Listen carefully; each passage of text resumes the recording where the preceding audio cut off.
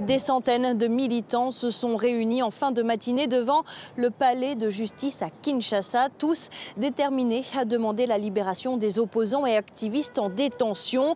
Alors sur les affiches, on pouvait voir le visage de Jean-Marc Kabound, ancien chef du parti présidentiel condamné à 7 ans de prison pour outrage au chef de l'État, mais aussi le visage de Seth Kikouni, ancien candidat à la présidentielle détenu par les services de renseignement congolais.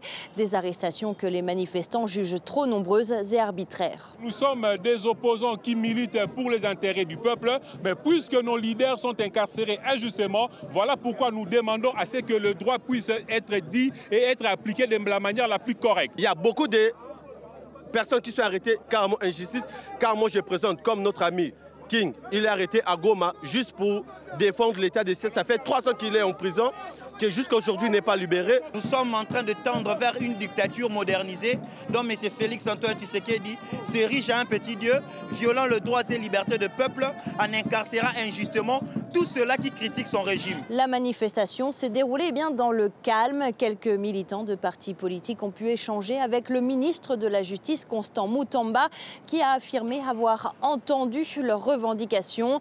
Alors cette manifestation s'est tenue un jour particulier puisque Félix Tshisekedi participe à la 79e Assemblée générale des Nations Unies. La République démocratique du Congo candidate d'ailleurs pour obtenir un siège au Conseil des Nations Unies pour les droits de l'homme.